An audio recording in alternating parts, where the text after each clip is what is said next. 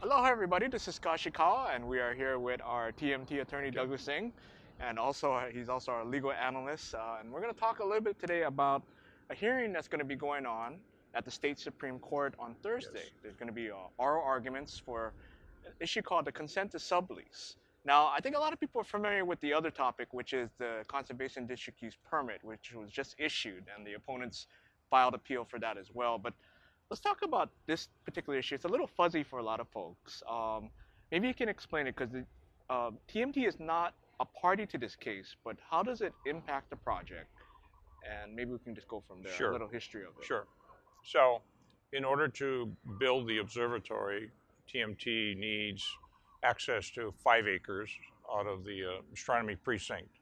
So that 5 acres would be the parcel on which the observatory is built.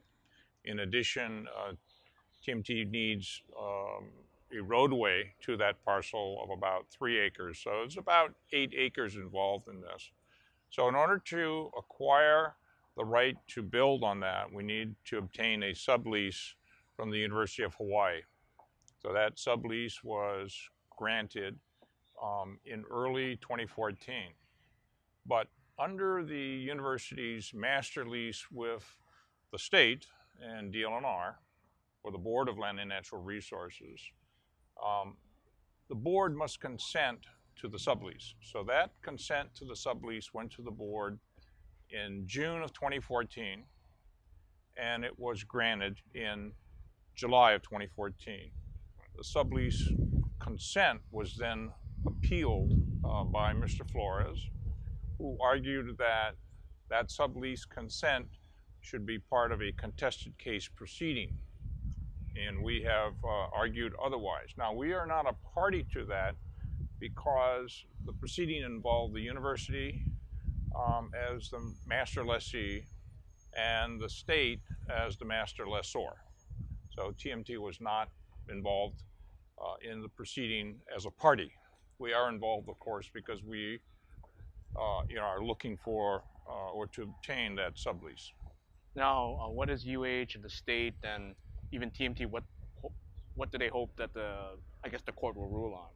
Okay, so in the arguments, TMT, I'm sorry, not TMT, but UH and the Board of Land and Natural Resources will argue that a contested case proceeding is not necessary for a number of reasons, all of which comprise the legal argument.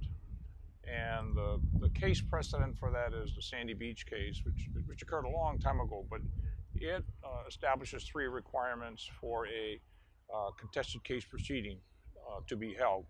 And the argument will be is that those requirements have not been met and that the Supreme Court should affirm the action of the Board of Land and Natural Resources in granting that permit.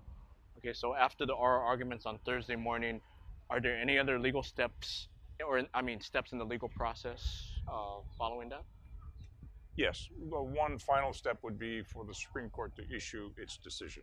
Okay. Okay, let's talk a little bit more about the other Supreme Court appeal. I think everyone's a lot more familiar with that one. This is the conservation district use permit.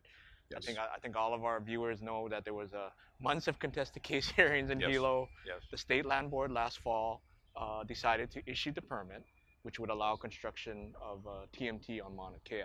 So Yes. I think right after that, the opponents filed appeal with the state Supreme Court. So Yes. where does it go from here? So that appeal was filed in November of 2017. Okay, we are now at the stage of submitting briefs.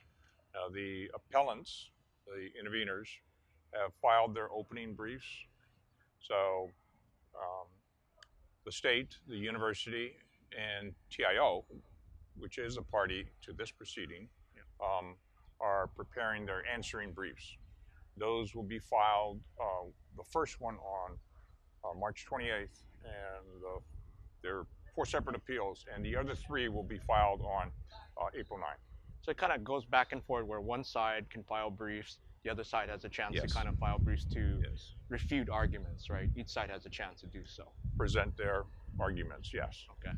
So the briefing will be done in late April, and then the court will then set a date for oral arguments. Okay. Thank you, Doug. Appreciate it. Yep. Um, You. uh, Before we end the segment, we want to talk a little bit about the passing of UH astronomer Paul Coleman. And we had several chances to expect to work with Paul, and we just want to give our condolences to the family.